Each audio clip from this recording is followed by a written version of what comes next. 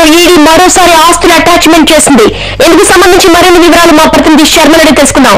శర్మ, జగన్ ఆస్తుల జప్తుపై మీ దగ్గర వివరాలేంటి? గతంతో పోల్చుకుంటే ఈసారి ఎలాంటి అప్డేట్ జరుగుతోంది మనకి?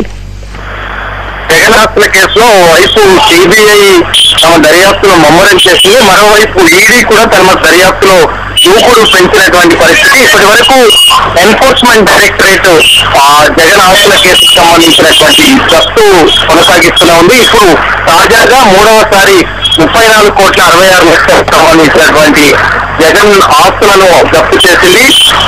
జూబ్లీహిల్స్ లోని ఓరియంటల్ బ్యాంక్ ఆఫ్ కామర్స్ లో జగతి పబ్లికేషన్ సంబంధించినటువంటి ఖాతా ఉంది. అందులో 34.66 కోట్లకు సంబంధించినటువంటి బాండ్స్ ఉన్నాయి. అవి పర్సనల్ బాండ్స్ సంబంధించినటువంటివి. వాటినన్నింటినీ కూడా జప్తు చేస్తూ ఈడీ ఉత్తర్వులు జారీ చేసింది. దానికి సంబంధించినటువంటి ఒక పత్రికా ప్రకటన కూడా కొద్దిసేపు క్రితమే ఎన్ఫోర్స్మెంట్ డైరెక్టరేట్ విడుదల చేసింది.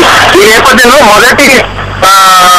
మొదటిసారిగా ఎన్ఫోర్స్మెంట్ డైరెక్టరేట్ 143 కోట్ల రూపాయలకు సంబంధించిన అటాచ్మెంట్ జరిగింది. దానికి సంబంధించి అడ్judicating అథారిటీలో కూడా వాద ప్రతివాదులు జరిగాయి. జగన్ కు వ్యతిరేకంగానే అప్పుడు అడ్judicating అథారిటీలో తీర్పు వచ్చింది. ఆ తర్వాత రెండవసారి 51 కోట్ల రూపాయలకు సంబంధించి జప్తు చేస్తూ జారీ చేసిన నేపథ్యంలో అడ్judicating అథారిటీలో మరోసారి వాదనలు జరిగిన సమయంలో కూడా అక్కడ కూడా ఈడీకి అనుకూలంగానే అడ్judicating అథారిటీ తీర్పు వెల్లడించినటువంటి పరిస్థితి. కానీ ఇప్పుడు జప్తు అయినటువంటి మొత్తం 229 కోట్ల రూపాయలు ఇప్పటి వరకు జగన్ ఆస్తుల కేసులో ఈడీ జప్తు చేసినటువంటి సొమ్ము. మొత్తం 5 ఛార్జ్ షీట్లు ఇప్పటి వరకు సిబిఐ దాఖలు చేసింది. ఛార్జ్ షీట్లు అన్నింటినీ కూడా మళ్ళీ ఈడీ కోర్టు ద్వారా తీసుకుని తీసుకున్నటువంటి ఛార్జ్ షీట్ ఆధారంగానే దర్యాప్తు కొనసాగిస్తుంది. దాని నేపథ్యంలోనే ఈ జప్తు కొనసాగుతున్నటువంటి పరిస్థితి. తాజాగా జరిగినటువంటి జప్తుకు సంబంధించి మూడో ఛార్జ్ షీట్ కు సంబంధించినటువంటి వ్యవహారంగా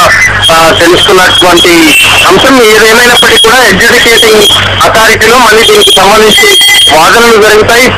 జగన్ కు సంబంధించినటువంటి లాయర్లు కూడా అడ్judicating అథారిటీలో ఈడీ చేసినటువంటి జప్తును సవాల్ చేస్తూ తమ వాదనలు వినిపిస్తారు. ఆ తర్వాత అడ్judicating అథారిటీ ఏం తీర్పిస్తుందనేటువంటి మనం వేచి చూడాల్సినటువంటి అంశం.